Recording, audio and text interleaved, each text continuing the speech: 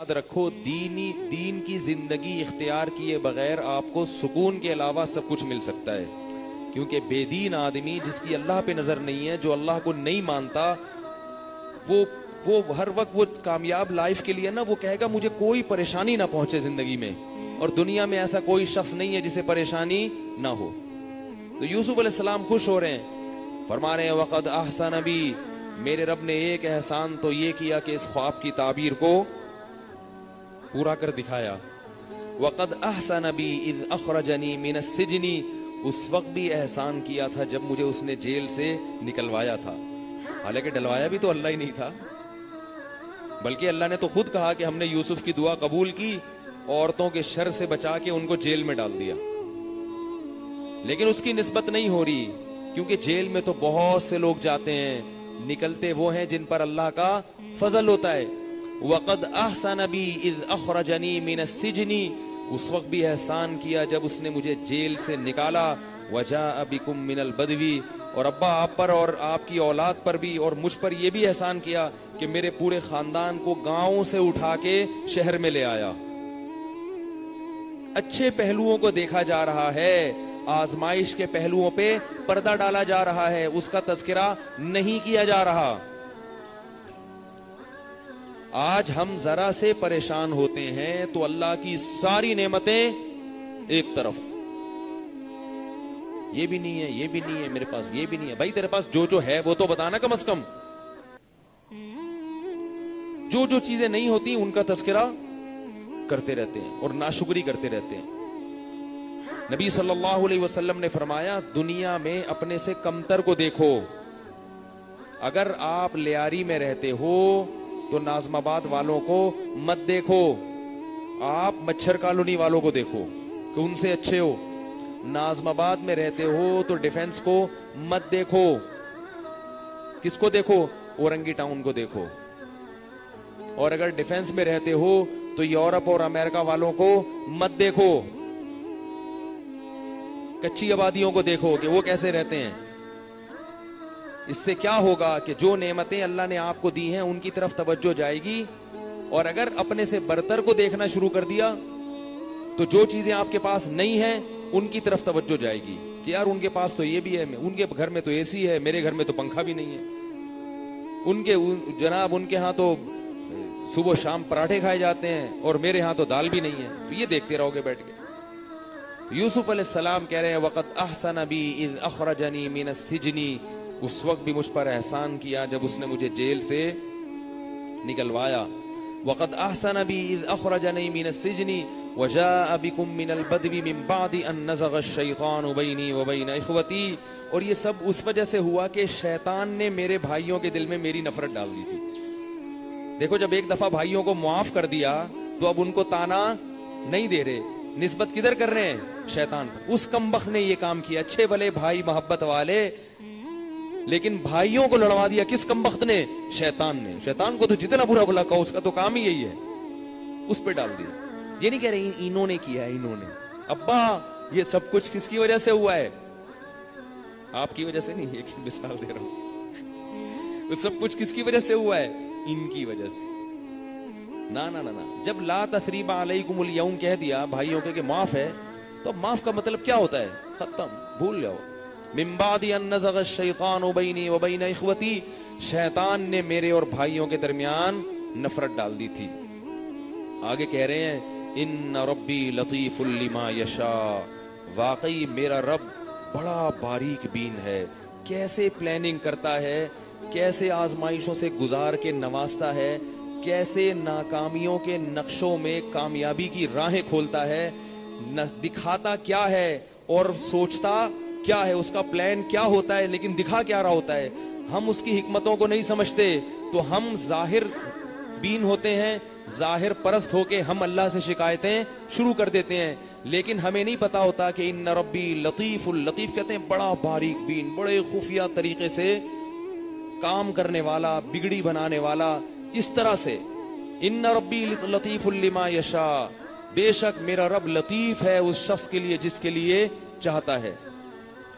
اب اللہ سے شکر میں دعائیں مانگ رہے ہیں۔ تاکہ اس حکومت اور بادشاہت اور اس دولت اور اس عزت میں اللہ سے غافل نہ ہو جائیں. کیونکہ اگر آپ کوئی نیکی کریں, اس نیکی کے عوض میں بھی جب اللہ نوازتا ہے, تو جب اللہ نواز دیتا ہے تو پھر لوگ سب سے پہلے اللہ کو بھول جاتے ہیں, پھر بھول جاتے ہیں. بادشاہت مل گئی, سب کچھ مل گیا, اب کہاں اللہ بھائی. تو اس لیے اللہ سے دعا مانگ رہے ہیں, ربی قد آتیتنی من الملک, اے اللہ تحقیق تو نے مجھے یہ بادشاہت عطا کی ہے, وعلمتنی من تأویل الاحادیث, تو نے مجھے خوابوں کی تعبیر سکھائی ہے, فاطر السماوات والارض, تو آسمانوں کا پیدا کرنے والا اور زمین کا پیدا کرنے والا ہے, انت ولی فی الدنیا والآخرہ, حقیقی دوست صرف اور صرف اور صرف تو ہی ہے میرا, دنیا میں بھی اور آخرت میں بھی. تیری دوستی مجھ سے ختم نہیں ہونی چاہیے. انت ولی فی الدنیا والآخرہ توفنی مسلمن, اے اللہ جیسے اب تک تو نے فرما برداری میں رکھا ہے, میری موت اسی حال میں آنی چاہیے. ایسا نہ ہو کہ بادشاہت اور حکومت میں پڑھ کر تجھ سے غافل ہو جاؤں. توفنی مسلمن, موت مجھے دینا اس حال میں کہ تیرا فرما بردار ہوں, تجھ سے غافل نہ ہو جاؤں. دیکھو انبیاء ڈر رہے ہیں کہ یہ ایسا نہ ہو یہ حالت سلب ہو جائے ہم سے. جس کو یہ خوف نہیں ہوتا نا کہ میں کہیں دین سے ہٹ نہ جاؤں, تو وہ دین سے ہٹ جاتا ہے. یہ یاد رکھو, جب یہ ڈر ہوتا ہے نا کہ کہیں یہ نعمت مجھ سے چھن نہ جائے, تو پھر یہ نعمت چھنتی نہیں ہے. اور جو بے فکر ہو کے بیٹھ جاتے ہیں کہ یار اللہ نے سیدھے راستے پہ چلا دیا, بس اب تو ٹھیک ہے نا, اب کیا ضرورت, تو یہ اس کی علامت ہوتی ہے کہ ان کو اس نعمت کی قدر ہی نہیں ہے. جس کی جیب میں سونے کے بھاری بھرکم سکے رکھے ہوں, کتنی ہی سیکیورٹی کیوں نہ ہو, وہ ہر وقت ڈرتا رہے گا کہ میری جیب سے یہ کوئی پیسے نکال نہ لے. آپ بینک سے 1 کروڑ روپے کی گڈی لے کے نکلے, آپ کو پتا ہے کسی کو پتا ہی نہیں کہ میری جیب میں پیسے ہیں, پھر بھی آپ ڈرتے ہو کہ نہیں ڈرتے؟ پیچھے مڑ کے دیکھو گے, اللہ سے دعا بھی مانگو گے, اے اللہ بچا لے. اور آلتو جلال تو آئی بلا کو ٹالتو, جو ہم بچپن میں پڑھتے تھے. ہمارے جب ایک ٹیچر آتے تھے نا بڑے سخت تھے, تو ہمیں کسی نے بتایا تھا کہ آلتو جلالتو آئی بلا کو ٹالتو پڑھا کرو. ہم پڑھتے رہتے آلتو جلالتو آئی بلا کو ٹالتو. تو اگر آپ بچے ہوگے تو آلتو جلالتو آئی بلا کو ٹالتو پڑھو گے, کچھ بھی منتر پڑھو گے, درود شریف پڑھو گے, پھونکے مارو گے, پیچھے مڑ مڑ کے دیکھو گے. اور اگر یہ گڈی ڈبل ہو گئی تو آلتو جلالتو 100 دفعہ پڑھو گے, ٹھیک ہے نا, اور ڈبل ہو گئی تو 200 دفعہ پڑھو گے. خطرہ لگا رہے گا ہر وقت, حالانکہ کوئی چھیننے والا نہیں ہے. تو جس کے پاس ایمان کی نعمت ہوتی ہے, اسے پتا ہے کہ اس کے بغیر میں جنت میں نہیں جا سکتا, اور اسے پتا ہے کہ ایمان اور اعمال صالحہ سے بڑی کوئی دولت نہیں ہے, کیونکہ یہ وہ دولت ہے کہ جو جنت میں لے کے جائے گی آپ کو, اور مجھے اللہ کرے ہم سب کو لے جائے. تو یہ وہ دولت ہے. تو جس کو پتا ہے یہ اتنی قیمتی دولت ہے, اور ایک ڈاکو مستقل پیچھے لگا ہوا ہے, آپ کی جیب میں ڈالر کی گڈی ہے, آپ کو پتا ہے کہ علاقے میں امن ہے, کوئی چھیننے والا نہیں ہے, پھر بھی مڑ مڑ کے دیکھو گے کہ بھائی حالات کا کچھ پتا نہیں ہے. اور اتنی قیمتی دولت ایمان کی, اور پتا ہے کہ شیطان مستقل پیچھے لگا ہوا ہے, وہ دلوں میں وسوسے بھی ڈالے گا اسلام کے خلاف, وہ اپنے نمائندوں کو بھی چھوڑے گا آپ کا ذہن خراب کرنے کے لیے, وہ آپ کو ہر طرح سے ورغلائے گا دین سے ہٹانے کے لیے. تو ایسی صورت میں کیسے اطمینان سے انسان بیٹھ سکتا ہے بھائی, اور یہ تسلی کر لے کہ مجھے کچھ نہیں ہونے والا, میں جیسا ہوں ویسا ہی رہوں گا اور اچھا ہو جاؤں گا مستقبل میں جا کے. لوگ توبہ کیوں نہیں کرتے؟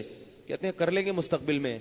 او بھائی آپ کو تو توبہ کر کے ڈرنا چاہیے کہ کہیں ٹوٹ نہ جائے مستقبل میں, اور آپ نے کی نہیں ہے اور امیدیں لگا کے بیٹھے ہو کہ مستقبل میں کر لوں گا میں. تو اب یوسف علیہ السلام کیا دعا مانگ رہے ہیں؟ اللہ تو نے ایمان اور اعمال صالحہ کی توفیق دے دی, تو میرا دوست ہے, توفنی مسلمہ, اے اللہ مجھے فرما برداری میں موت دینا, مسلمان بنا کے, مسلم بنا کے. وَأَلْحِقْنِي بِالصَّالِحِينَ, اور نیک لوگوں میں مجھے لاحق کر دے. کیا مطلب؟ اے اللہ دنیا میں صرف اکیلا میں ہی نیک نہیں ہوں غامدی کی طرح, دنیا میں بہت, آج کل اس پہ آیا ہوا ہے وبال غامدی کا, پتہ نہیں ہر تھوڑی دیر میں میری, وہ کہتا ہے میں کسی کو نہیں مانتا. انبیاء ہمیشہ یہ دعوت دیتے ہیں کہ اللہ جتنے دنیا میں مسلم ہے نا مجھے بھی ان میں ایک ادنا فرد بنا دے. حالانکہ انبیاء سب سے افضل ہوتے ہیں, لیکن تواضع کہ اللہ بہت سارے تیرے فرما بردار ہیں تو مجھے بھی ان لوگوں میں شامل کر لے. اور جو یہ کہتے ہیں نا میں مجھے پتا ہے باقی سارے ایسے ہی ہیں, اس کا مطلب اسے نہیں پتا. جب بھی کوئی آدمی نمایاں ہونے کی کوشش کرے, پرومیننٹ ہونے کی کوشش کرے کہ میں ہوں, مجھ سے پوچھو, مجھے سب پتا ہے, باقی میں کسی کو نہیں مانتا, میں قرآن حدیث کے خود سمجھتا ہوں, یہ سارے مفسرین سارے محدثین میں کسی کو فالو نہیں کرتا, اس کا مطلب وہ سارے کیا تھے؟ وہ مسلم نہیں تھے, وہ اللہ کے نیک نہیں تھے. تو پہلی دفعہ پیدا ہوا ہے دنیا میں نیک. بہت بڑی کثرت ہے مسلمانوں کی, ایمان والوں کی, جو ہر دور میں نیک ہوتی چلی آئی ہے, اور یہ کسی دور میں ختم نہیں ہوگی. اگر برے ہوں گے تو نیک بھی ہوں گے, بہت بڑی تعداد میں ہوں گے, کیونکہ نبی نے یہ نہیں فرمایا کہ نیک لوگ ہر دور میں ہوں گے, فرمایا بہت بڑی تعداد میں ہوں گے. اس کی دلیل یہ ہے کہ حدیث میں آتا ہے ظاہرین علی الحق, حق پر ان کا غلبہ رہے گا, حق ان کے ہاتھ میں ہوگا. غلبہ کا مطلب کیا ہوتا ہے؟ پاور ہوگی ان کی, پتا چلے گا, یہ اپنا وجود ہوگا. یہ نہیں کہ 4 آدمی کھوکھرا پار میں ایک جماعت المسلمین کی مسجد ضیاء الدین ہاسپٹل کے قریب, اس کو غالب نہیں کہتے, باقی دنیا میں پتہ ہی نہیں, پتہ ہی کوئی نہیں, باقی دنیا میں کوئی ہے ہی نہیں. تو یہ اہل سنت والجماعت ہیں, ائمہ کو فالو کرنے والے, جو حرم میں بھی ہیں, مصر میں بھی ہیں, بہت بڑی تعداد میں, ترکی میں, ہندوستان میں, پاکستان میں, ایسے غالب رہیں گے. ہاں زوال جب آئے گا, جب اللہ کی طرف سے قیامت کا زلزلہ برپا ہونے والا ہو, پھر زوال آئے گا, پھر اس قسم کی چیزیں پیدا ہوں گی. کیونکہ حدیث میں آتے پھر اللہ علماء کو اٹھائیں گے, جاہل لوگ عالم بن کے علماء کا منصب سنبھالیں گے, یعنی عالم نہیں بنیں گے لیکن علماء کا منصب سنبھال لیں گے.